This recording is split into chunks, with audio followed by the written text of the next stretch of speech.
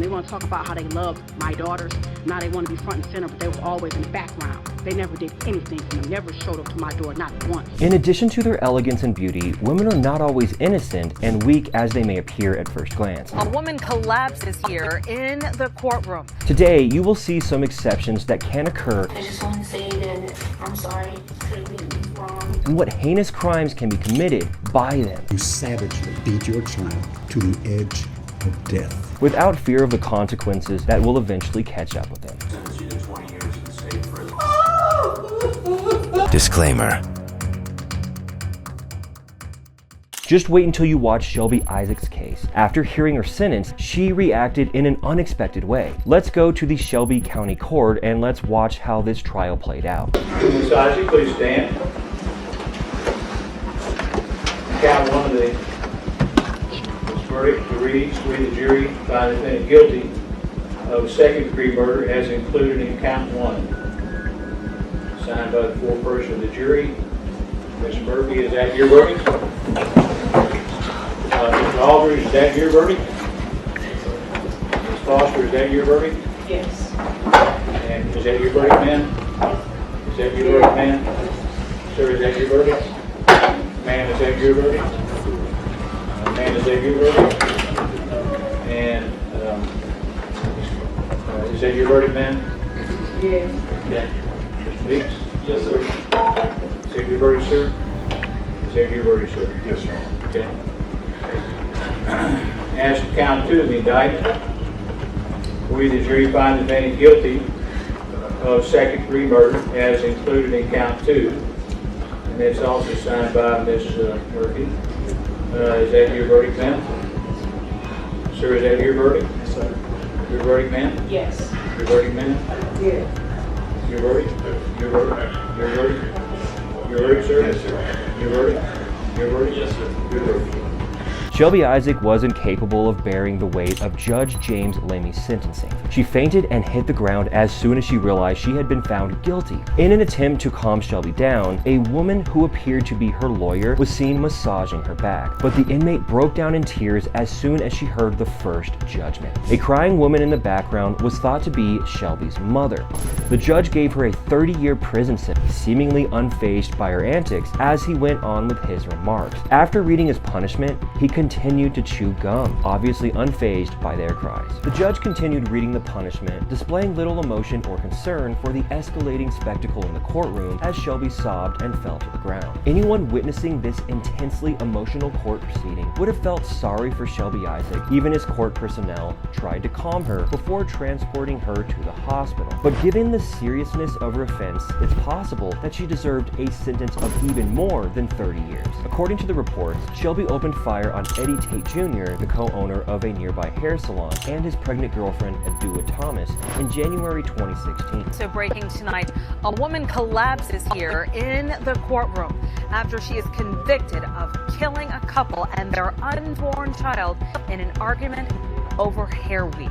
WMC Action News 5's Janice Broach is live downtown with the other dramatic moments from that verdict. Janice. The 18-year-old was a frequent customer of the establishment, but according to reports, the business partnership ended on January 22, 2016, when she attempted to receive a reimbursement for the hair extension she had previously purchased. She really attempted to take the hair weaves from the store, according to a different source. Prosecutors finally acknowledged that she had shot Eddie and his girlfriend in the 2100 block of Westchester Circle. Eddie passed away right away, but not before Adua was taken to the hospital, where she ultimately lost her spirit. Following the revelation that she had given Shelby Isaac a lift as she fled the scene, Victoria C.A., a co-defendant, was also interrogated as part of the investigation. Shelby was found guilty of recklessly killing an unborn child and killing Eddie in the first degree after the incident. This case involves one of the most dangerous black mothers you've ever heard of, who purposely killed two of her children and showed no remorse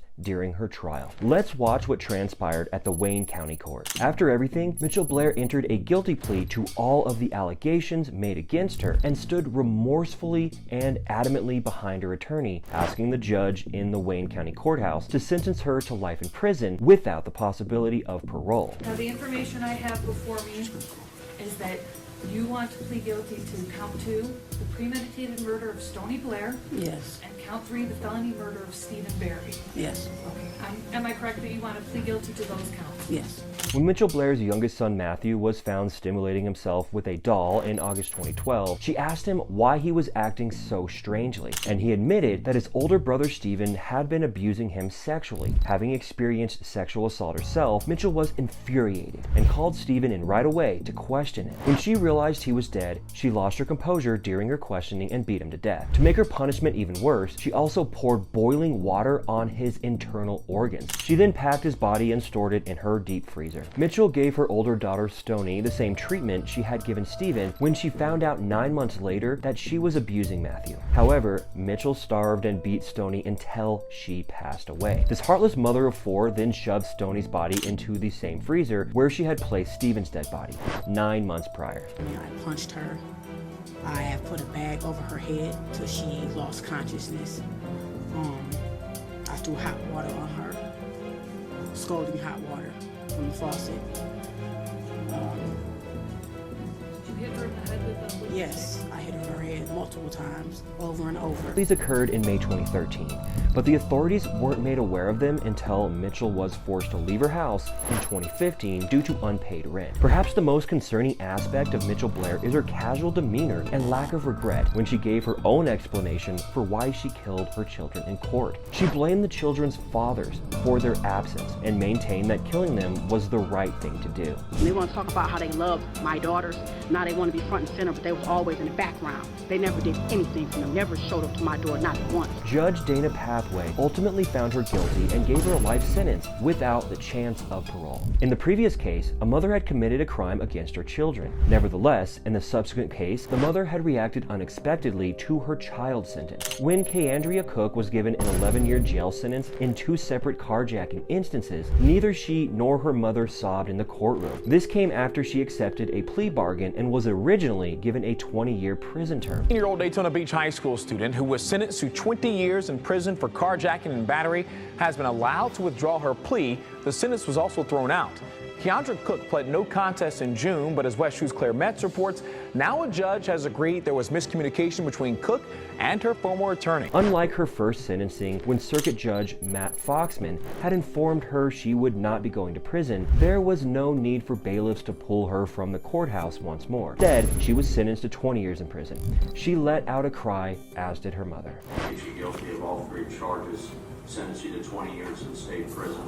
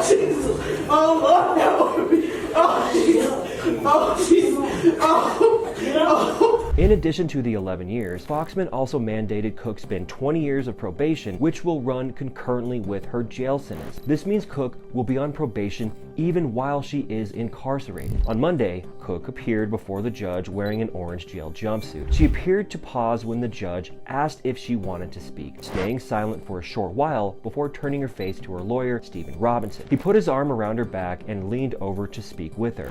Then she spoke quietly. All right, come on up, Miss Cook.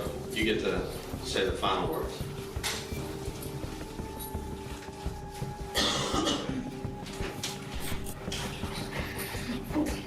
I just want to say that I'm sorry. Could have been wrong. That her son had me shot because I didn't even know he was communication. My boyfriend and his friends get threatened me to do this.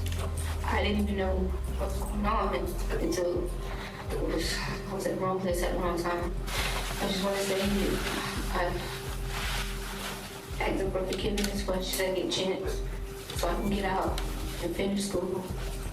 And I can make my mama proud because I want to be her first child to bring home a high school diploma. And I just want to make my mama proud. That's it. Cook expressed her desire to make changes in her life to the judge. Foxman offered her some words of support. He did not think he got potential. I'll lose sight of that. He continued by saying that he had previously been worried that she would not understand the gravity of the crimes, which included the shooting of a man in Palm Coast after authorities claimed Cook and her ex-boyfriend, Kendrick Bass, attempted to carjack them after Cook had used a dating app to entice the victim and a companion, Daytona. Bass is said to have shot the man. Similar to the initial sentencing, Cook pled guilty without contest to the charges of attempted carjacking with a deadly weapon, carjacking with a deadly weapon, and aggravated battery with a deadly weapon. To Cook's family's dismay, Foxman found her guilty. They had anticipated a far shorter punishment. We were sure that she was coming home, that she was looking at community control and house arrest. According to sentencing guidelines, spend at least 10.5 years in jail. Without the cooperation between the prosecution and defense, the judge might have sentenced her to life in jail. Foxman's options were now limited. He could not alter the conditions of the agreement. He could only reject it. Cook also consented to assist prosecutors in their case against Bass, who was subsequently taken into custody and charged with further offenses. She also consented to share accountability for the reparations with her accomplice. Before receiving her punishment, the defendant in this instance calmly denied doing the crime for which she had been detained. Let's go to the Charleston County Court and let's see how this played out. From the beginning of this trial, Ndumbo maintained her innocence despite being accused of being involved in Robert Patterson's shooting and murder. I did not pull that trigger. In 2018, there was a heist at a motel on North Side. While at the motel, she was plotting a car theft with another couple with her friend Mike. The plan went awry when Mike fatally shot Robert Patterson, according to the authorities. He's standing over Robert for about 3-4 seconds, and that's when 2 shots went off. And Robert didn't move at all. Robert's girlfriend was shot by Mike as well, and they took off in Robert's car. I was in shock because somebody who I thought was a friend to me, I never thought that he would just mercilessly execute 2 people. After being apprehended, they were accused of capital murder. Mike was given a 30-year prison term after entering a guilty plea to a reduced murder charge. The charge against Ndumbo was aggravated robbery. It is the order of the court that you be sentenced to 20 years confinement. Ndumbo's mother delivered an apology throughout the sentence, causing Ndumbo to cry. I'm sorry I failed you. Looking back now that I'm not really into grieving, I feel like I could have done. This following case will truly shock you because of the crime involved. The defendant in this instance physically abused her child. As a result, she was detained and given a prison sentence. Because her 2-year-old daughter, Jocelyn Cadillo, soiled her trousers, Elizabeth Escalona kicked her in her stomach. She didn't stop there. She also glued her hand to the wall and struck her with a milk jug. The infamous child abuser was led by a bailiff officer to a courtroom seat, and she appeared impassive the entire time. However, it was just a matter of time until her expression changed from straight to devastated. When Elizabeth saw images of the bruises she had given Jocelyn during the court case, she sobbed hysterically. Elizabeth called herself a monster and was quite critical of what she had done. I struck her, Escalona remarked. I kicked her all the time, and she didn't deserve it. Only a monster does that. Judge Larry Mitchell of Dallas County spoke to Escalona in court, obviously struggling to keep his cool to conceal his anger as he detailed the abuse Escalona had inflicted on her child. On September 7, 2011, you savagely beat your child to the edge of death. Medical reports state that Jocelyn suffered multiple bodily injuries as well as substantial brain trauma as a result of this incident. Thankfully, Jocelyn the child made a full recovery from her wounds following several days in the hospital. Elizabeth stated, "I have no comment and only God can judge me. That's all I've got to say." She requested another opportunity to turn her life around and go to counseling. Instead of granting her wish, the judge gave her a 99-year prison sentence. I find you guilty of the offense charged. I'll set your sentence at confinement in the penitentiary for a period of 99 years. The sentence goes into effect today. As required by law, you will receive all back time credits. If you want to see more questionable cops and insane arrests, click the next video on screen.